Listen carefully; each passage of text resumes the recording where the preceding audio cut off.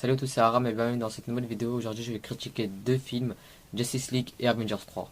Alors, je devrais commencer par Justice League, oublier ma vidéo sur Justice League que j'avais faite avant, parce que j'ai revu quelques scènes du film et je me suis rendu compte que le film n'était pas si bon que ça, voire même mauvais.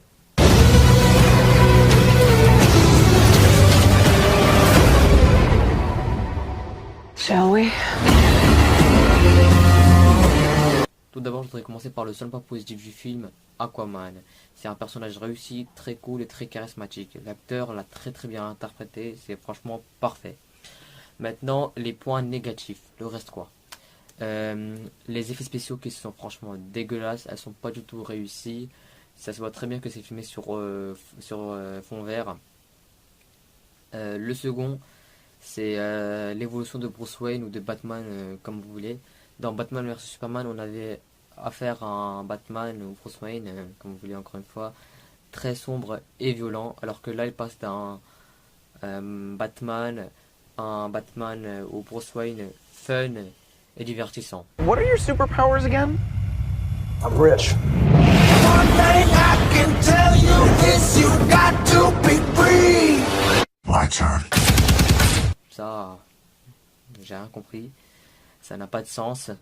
Et le troisième, c'est la moustache de Superman, parce que l'interprète de Superman, Henry Cavill, si je ne me trompe pas, avait une moustache, parce qu'il devait la porter pour son film Mission Impossible 6 avec Tom Cruise, et il ne pouvait pas la raser. Du coup, ils l'ont, ça leur a coûté 25 millions de dollars pour l'effacer après à la post-production. Les effets spéciaux quoi. Et c'était franchement, encore une fois, dégueulasse, très mal raté. Les lèvres et le nez, on voyait très bien la différence, c'était bien écarté et tout, c'était franchement dégueulasse. Je vais vous le dire, c'était dégueulasse. Le quatrième, ce sont des scènes très importantes pour le film qui ont été supprimées par Warner Bros et Joss Whedon. De toute façon, ils se sont mis d'accord entre eux. Comme par exemple, l'apparition de Darkseid à la fin du film, une scène post-générique où on voit deux Green Lantern qui viennent du ciel sur Terre pour en chercher un nouveau Green Lantern, j'espère que c'est ça. Cyborg qui parle avec sa mère, ou Barry Allen, donc Flash, qui sauve Iris West. Pour moi, c'était le moment idéal parce que ces scènes nous montrent qu'il y a des nouveaux personnages, comme par exemple les deux Green Lantern, la mère de Cyborg, ou Iris West, ou Darkseid. C'était le moment idéal, c'était le film où il fallait intégrer de nouveaux personnages. Mais ils l'ont loupé. Le cinquième, donc le dernier point négatif, c'est bien sûr, c'était un des trucs qu'il ne fallait pas du tout rater, mais ils l'ont quand même fait. C'est le méchant Steppenwolf, parce que là aussi je reviens en fait sur les effets spéciaux, c'est très dégueulasse. C'est waouh, c'est nul. Il est moche, c'est tout. Oh là là, je savais pas quoi dire. Quand j'ai vu le film au cinéma, je me suis dit que ça va, il est bien. Mais quand j'ai revu quelques scènes du film, j'ai dit non, il est dégueulasse. Non, c'est pas bon. Non, il fallait pas rater. Il fallait pas rater en fait le méchant du film. C'est ça. Alors imaginez s'il y avait Darkseid, à quoi il aurait dû ressembler en fait. Si Steppenwolf fait rater, alors Darkseid ça pouvait être pire en fait. Du coup comme note, je mettrais un 5 sur 10. Franchement, honnêtement, je mettrais un 5 sur 10. C'est tout ce que j'ai à dire. Maintenant, passons à Avengers 3. Maintenant, ça va être du lourd. Today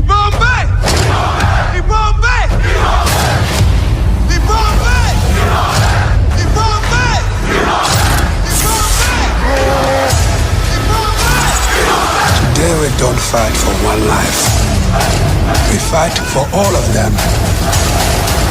Avengers Infinity War. Donc, Avengers 3. C'est simple. C'est Thanos qui veut récupérer les 6 pierres d'infinité, plus exterminer la moitié de l'univers, donc la moitié des êtres vivants. Et pour lui, c'est sauver la moitié de l'univers. C'est ça, un méchant.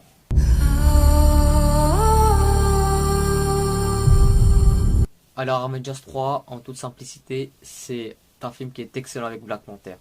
que franchement, je vais vous dire, les deux films sont franchement excellents. On va commencer par les points positifs. D'abord, les effets spéciaux qui sont là, au moins très bien réussis. Ça se voit très bien que c'est pas filmé sur fond vert. Après, les scènes d'action qui sont là très bien chorégraphiées.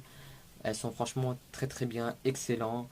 Grâce aussi aux effets spéciaux et aussi les super pouvoirs qui sont aussi là très très bien utilisés, si on peut le dire comme ça. Comment dire, il y a une intelligence. Après, je voudrais, comment dire, j'ai beaucoup adoré. J'ai beaucoup adoré, comment dire, les méchants secondaires, les antagonistes secondaires, les enfants de Thanos, si on peut le dire comme ça. Ebony Maw, Corvus Glaive. Et après, il y en a aussi deux autres, j'ai totalement oublié leur nom. Mais franchement, les antagonistes secondaires, les enfants de Thanos sont très, très, mais très bien.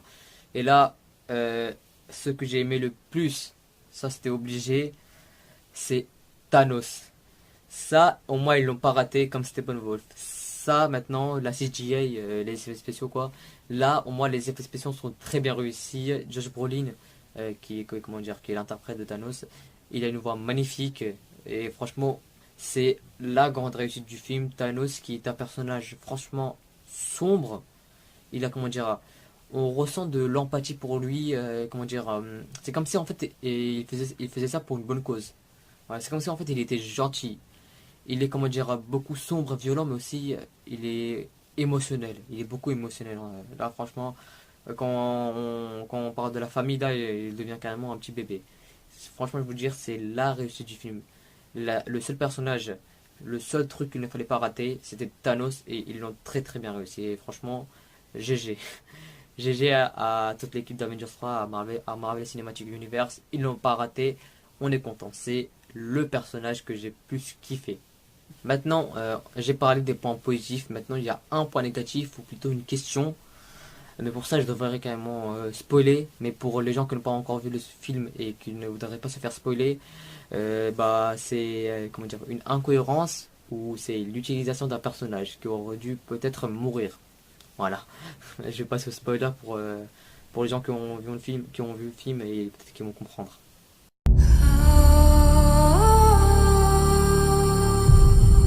Attention, spoiler, ce personnage est Thor. Je me demande si ce personnage n'aurait pas dû mourir avec Loki au tout début du film, quand tous les Asgardiens se font massacrer. À part quelques-uns, comme par exemple Valkyrie et Krog, ou Korg, je sais pas si c'est ça ou pas, qui survivent, mais on ne le montre pas dans le film.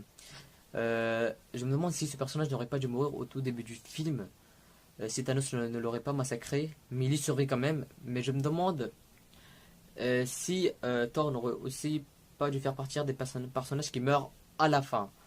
Je vais en venir après. Le seul but de Thor, c'est que, en fait, après qu'il ait survécu à l'explosion, en fait, du vaisseau, en fait, qu'ils avaient volé, en fait, dans Thor Ragnarok, il y survit. Mais son seul but maintenant, c'est de forger une nouvelle arme, la Grande Hache, dont le nom est absolument dur à prononcer, pour battre Thanos.